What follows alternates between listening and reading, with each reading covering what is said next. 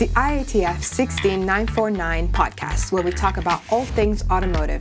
Find us on our channel at youtube.com/IATF 16949 auditing, or visit our website at www.iatfglobaloversight.org. This is the IATF 16949 podcast. Welcome to the IATF 16949 podcast. I'm Paul Hardiman, subject matter expert for SMMT and IAOB. In this episode, we'll be talking to Devon Gage, Program Manager at the IAOB, and Noel Keeley, IATF Oversight Manager at Society of Motor Manufacture and Traders, about specific requirements related to IATF 16949. We'll also be answering some questions from our YouTube channel comments related to this subject. We hope you enjoy this podcast. So now let's have a look at some of the questions that have come on the YouTube channel that I think really relate back to either the IATF 16949 requirements or the core tools that are included within IATF 16949. And Devon, let's get a little bit technical. Measurement system analysis. So if an organization has on their control plan that they're going to use a visual camera inspection system, the viewer question was, do they have to do a gauge R&R for that camera inspection system? You know, Paul, this is a good question. And funny enough, I think we just filmed some more in-depth videos that will answer this question coming up. Those should be released sometime in April or May timeframe. But to answer your question, no. MSA has to be done because it's called out. But it could be using a reference standard to monitor bias and stability. It does not have to be GR&R. Right, so I think that's a key point then. So keep watching the videos. We are going to be covering MSA in more detail and indeed auditing the automotive core tools in the next series. So watch out for this. But I think Devon's been very clear that the IATF requirement says that for each type of measuring test equipment system on the control plan, MSA has to be done, but it does not have to be gauge R&R. And in fact, for a visual camera system where there's very little human intervention, probably doing a bias and stability study would probably be the best way of addressing that. Now, a comment against some of the videos. In the auditor in the video appears not to be talking to the operators. Is that okay in certain situations? Yeah, no, this is an interesting question, Paul. The questioner clearly has some in-depth experience of the rules and the impact different languages have on the audit and translation time and all of the above. So yeah, an interesting question, and it's worth just probably giving some context. I know IATF over the years have been quite prescriptive about the amount of audit time that has to be spent in the manufacturing environment. In other words, outside of a conference room. So IATF already kind of require audits to happen, in the manufacturing area, and ideally in the processes where the activity is occurring. So not just for manufacturing, but for non-manufacturing processes, we always try to, where it's practical, to ensure that the audit happens really where the work happens to make it as meaningful as possible. But I think in some cases there will be situations where it might not be appropriate to start talking to an auditor who is midway through something that then could have ramifications on producing non-conforming products. So as always, it's a bit case by case, but yes, we encourage the third-party auditors to engage with the people that are doing the work that they are auditing, where it's kind of safe and practical to do so. Yeah, and I guess those listeners that are working as internal or second-party auditors, the same principle will apply, that you're trying to gather objective evidence from the people that are performing the work, if it's safe to do so, and we're not going to produce non-conforming product by disrupting the operator, and maybe if they could injure themselves, I guess, or they could damage the product. Yeah. So no, I think it's clear. Yeah, and I think with auditing, we're looking almost to sort of penetrate each level of the organisation. So we can't just rely on hearing from management, for example. We have to hear from the people doing the work to be able to make a decision about whether the situation is conforming. Where third-party auditors have to spend 1/3 minimum of the audit time in manufacturing. Yeah. The expectation, you can't really go all of that time and not talk to operators, because they're the people that are performing the work. Correct. Yeah. And remember, the videos that we film are very short extracts of audits. They're not meant to simulate a full audit. So it might appear on the particular extract that the auditor isn't interfacing with the operators. That's not to say that in the big audit, that they haven't. Yeah. Devon, the next question is about setting quality objectives. And obviously, one thing that is really important to the customer is on-time delivery. The question is, does the target have to be set at 100% on-time delivery? Well, that's kind of a loaded question there. But first, one, does your customer require it? If your customer requires 100% on-time delivery, then yes, the target needs to be 100%. Now, if it's not stated in any of the CSRs, then it's the organization's responsibility to set the targets, and how those are set need to be outlined and defined by the organization. So is 100% appropriate? It depends. Yeah.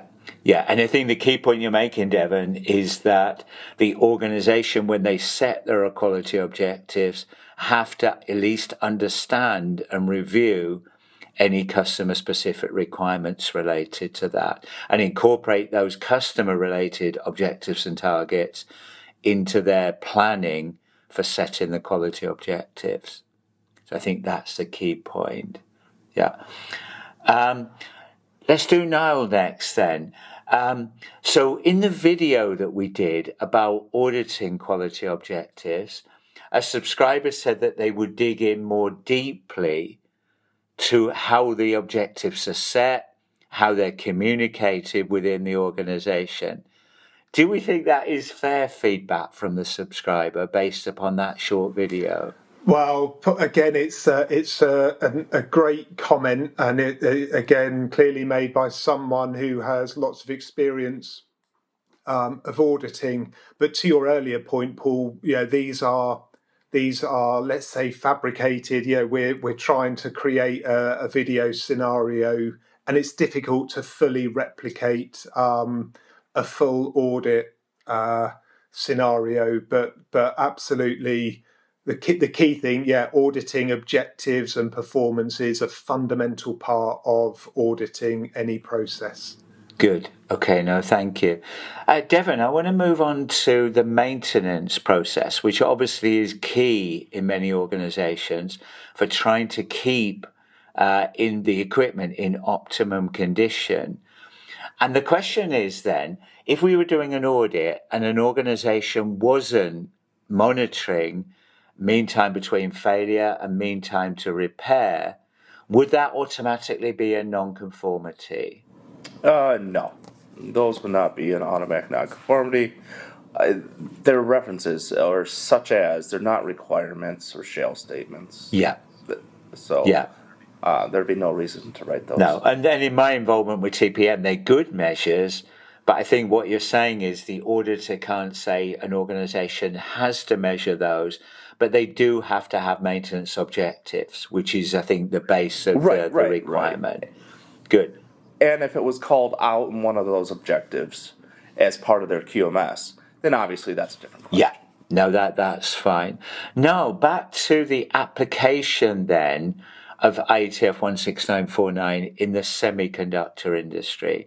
So a proportion of the 88,000 certified clients will be organizations in the semiconductor industry. And they're saying that some of the IATF requirements, for example, 10.2.4, are really difficult to apply. Is there any consideration being given to the concerns of some of the industry sectors about the way that some of the IATF requirements are worded? Again, this is a great point, and actually, and Devin might be able to talk more on this, but I know AIAG have kind of set up a working group made up of semiconductor manufacturing organisations, and I know from my experience in the what we call the systematic review group at IATF, where we review potential changes to requirements, that group have made some proposals. So I would say specifically on semiconductors, there is an active work group in the background, sort of within the AIAG, that is putting forward their thoughts and ideas about how some of the ITF requirements could be made more, I don't know, semiconductor friendly, if that's the right word. Yeah, and I guess I have got some sympathy for you guys and IATF that almost it will become, I think, maybe in the next revision of IATF, would there be any form of sector supplements? Because I know historically that's the way that some of the automotive schemes went. Because now there's such a diversity, isn't there, from bulk materials to semiconductors, to safety critical products, very electronic products, that it's very difficult to write requirements that can be applied in the same way across all these different areas within the automotive supply chain. So I guess it's watch this space. And particularly, the things that spring to mind are sort of first offs and last offs, which is a very sort of traditional way of checking a part, which might not lend itself to those other sectors, semiconductors, bulk materials. And there are many other examples of requirements. But I agree, Paul, that the revision 2, I hope will be more, will speak more to all of those different, let's say, categories of so it's watch this space on that one. Watch this space, yeah. Devin, in SPC and use of statistical data, I don't know whether you guys pick up. I think there is a lot of confusion out there between the different process capability indices. I think the automotive industry typically use PPK and CPK. And the question really relates back to that. What are the differences between CPK and PPK? You know, Paul, I got to plug our future series here. They're going to answer a lot of these questions again. It's coming out. We're looking forward to it. But to answer the question, the difference is the way the standard deviation is calculated, right? So PPK uses the data points, whereas CPK uses an estimate based on subgroup ranges. Good. Yeah, and I think a lot of people are not seeing that difference and understanding the difference. And obviously an organization has to understand the customer requirements related to which process capability indices they should be using and what the acceptance value is. Obviously in IATF 16949, whereas it talks about process capability, it doesn't specifically talk about which indices an organization has to use. So, I think that's watch the future series, as Devin said. I can specifically remember one that we've filmed gets into a detailed discussion on that. So please keep watching. Please keep subscribing to the channel. Niall, a specific question in one of our remote audit videos was about if a project is being delayed, and there has not been any communication with the customer on the delay in the project, would that be a non-conformity? And if so, which requirement do we think it could be a non-conformity against? So, yes. So we would link this, Paul, back to 8321 design and development planning, that covers the ensuring that design planning meets all stakeholder requirements. And if you look in the IATF standard, it specifically calls out project management, and in that it refers to some of the norms that we see in the world of automotive project management, namely APQP and maturity level assurance as the two main approaches to project management, which would include timing issues, any problems associated with project timing. Yeah, and I think also we can always go back to ISO requirements. So I think ISO requirement 8.2.1 also talks about customer communication, in this case, communication about a project delay. Yeah. So it's really good to know that people are watching the detail of the videos. And really critiquing them, because that was the intent, that people are using these to help continue to develop their auditors, whether they be CB auditors or whether they be internal or second party auditors. Yeah.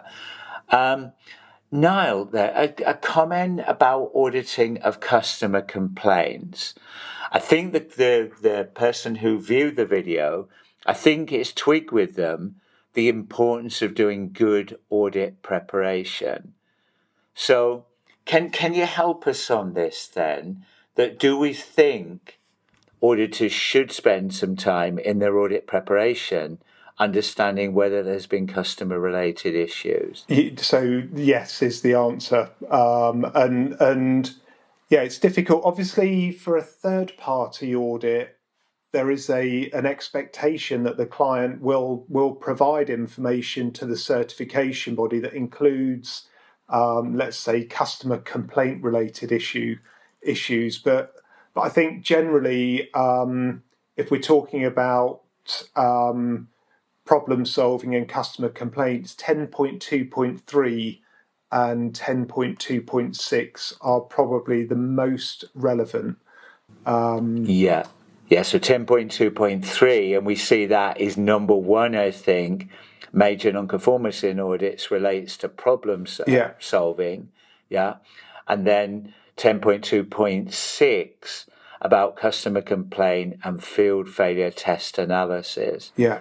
So I think you're saying that they are relevant requirements, but the key point is that an auditor shouldn't go in cold. Absolutely. They should be reviewing performance as part of their audit preparation. Yeah. And I think that equally applies to all types of audit, whether they be internal, second party or third party. Yeah. Devon, the next question again was related to somebody watching the detail of a video, that if a certified IATF client uses a distributor, does the distributor have to be ISO 9001 certified? And if they weren't, would it be a non-conformity? Now, this is a really difficult question, I think. Yeah, there are so many different variables in this question that it's tough to answer and just give a blanket answer, right? And I know that's probably not what this specific person was looking for, but on a case-by-case basis, if there's ever a question, they can always have their CB contact the relevant oversight office, or you can always submit IOB.org. We have our contact us. We will take any queries that you guys might have, look into the specifics of the situation, and be able to provide answers. But just a random question with not a whole lot of detail, I really don't have an answer. It's difficult to give a black and white answer. Yeah, I understand that. But I think this is something that maybe there needs to be some further clarification as the IATF requirements are developed, because these distributors are important, I think, within the supply chain. And from my experience, Niall, I don't know whether you agree with me, there can be distributors that just buy and sell product. They don't stock the product. And then there can be distributors that buy the product and sell that product on. Yeah. And I think it's a bit of a grey area in the requirement. And obviously it goes back to the kind of eligibility discussion we had earlier, that if a distributor isn't actually doing any value-added manufacturing, then they're not eligible for IATF certification. But this is really saying if a certified client uses a distributor, so they're buying product through a distributor, but maybe the product comes from an ISO 9001 or an IATF certified company, but they're buying and selling it, and in some cases they're stocking the product. I don't think it's black and white. Even with the sanction interpretation 8, I still don't think it's absolutely black and white whether they have to be or don't have to be, because this could be one person in an office or even working from home, or it could be a large warehouse where they're getting the product in, storing it, and then supplying that product on. That's a good question. It's something to feed back. But as Devon said, there are mechanisms that anybody can raise, and certification bodies can raise questions to the relevant oversight offices. Good question. Thank you for listening to this episode. If you enjoyed it, follow us or visit our YouTube channel to watch more content from us at IATF 16949 Auditing. And don't forget, if you have any questions, please feel free to leave them in the comments of the relevant video. The IATF 16949 podcast, where we talk about all things automotive. Find us on our channel at youtube.com/IATF 16949 Auditing, or visit our website at www.iatfglobaloversight.org. This is the IATF 16949 podcast.